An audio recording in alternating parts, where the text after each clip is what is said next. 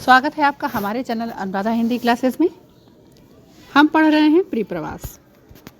प्रियप्रवास महाकाव्य एक विरह काव्य, राधा और कृष्ण से संबंधित हरिऔध जी का प्रथम खड़ी बोली का महाकाव्य। यूजीसी नेट जेआरएफ में इसके सर्ग को लगाया गया है। अभी तक हम कुल 5 सर्गों को पढ़ चुके हैं।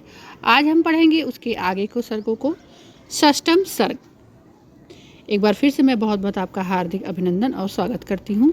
बढ़ते हैं अपने षष्ठम सर्ग की तरफ।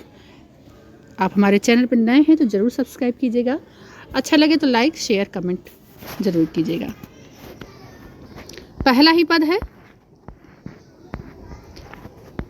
धीरे धीरे गत हुआ पद्मनीनाथ डूबे।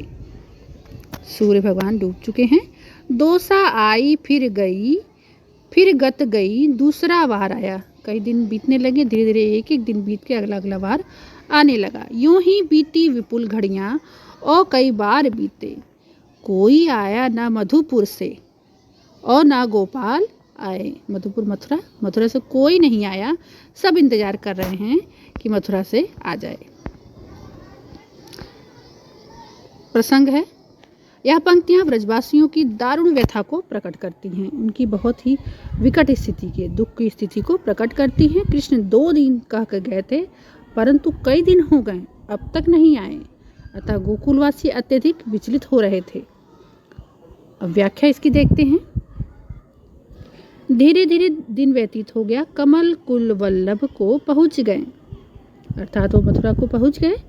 रात्रि का आगमन हुआ तथा फिर दूसरा दिन भी आया, पर वे नहीं आए, कृष्ण नहीं आए।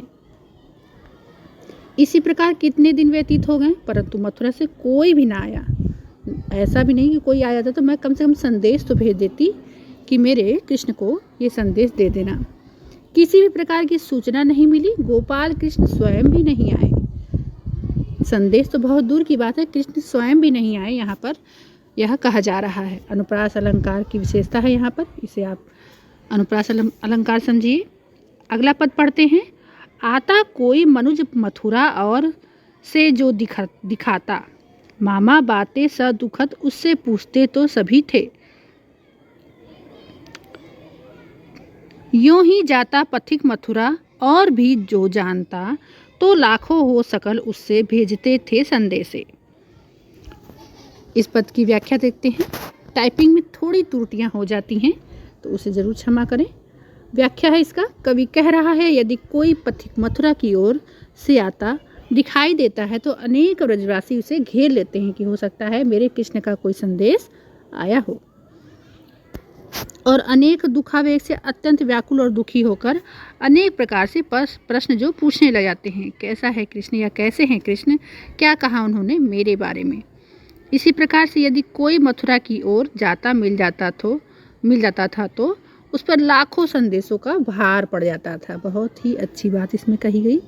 असंख्य मनुष्य उसे अपने अपने संदेश भेजा करते थे।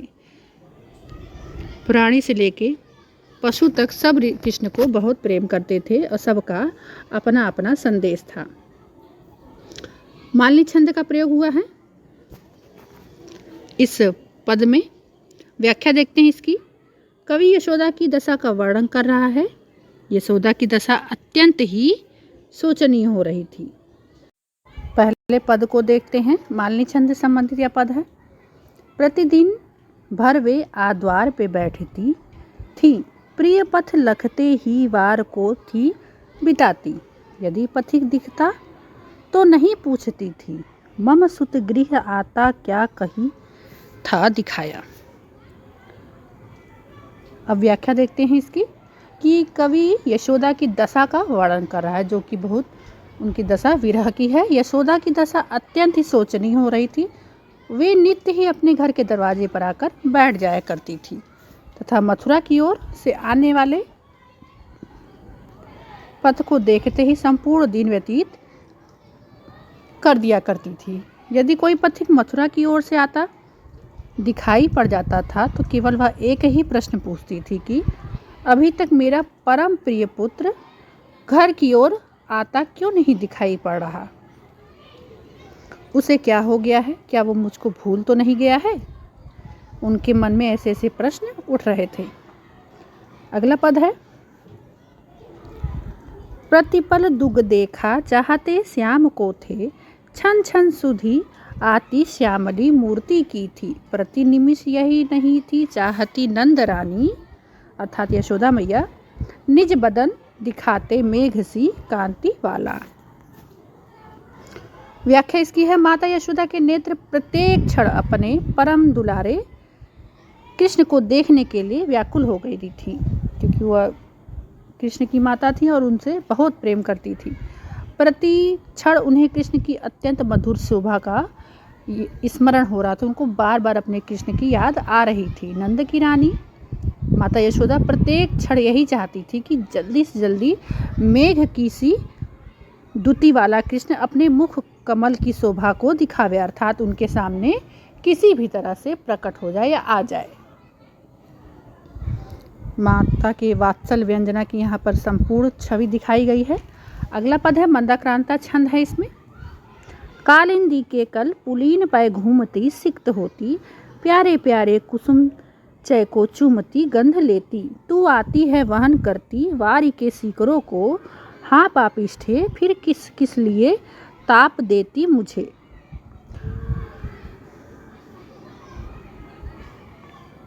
यमुना की बात की जा रही है, तुझे तो यमुना के किनारे पर घूमना चाहिए, तू वहाँ यमुना के किनारे पर घूमती हुई शीतल हो जाती है, तथा तू मधुर फलों के गुच्छों का चुंबन करके सुगंधित हो जाती है। तू स्वयं तो यमुना के जल की बूंदों से शीतल और सुगंधित हो रही है, परंतु वो पापों को नष्ट करने वाली मुझे मेरी शांति भंग करके ताप पहुंचा रही है।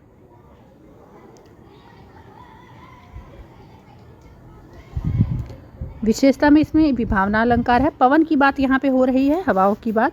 कालिंदी के तट पर चने घने रम्य उद्यान वाला, कालिंदी के तट पर एक घना उद्यान है जो बहुत ही सुंदर है, ऊंचे ऊंचे धवल गृह की पंक्तियों से प्रशोभी, जो है न्यारा नगर मथुरा, प्राण प्यारा वही है मेरा, सूना सदन तज के तू वहाँ शीघ्र ही जा।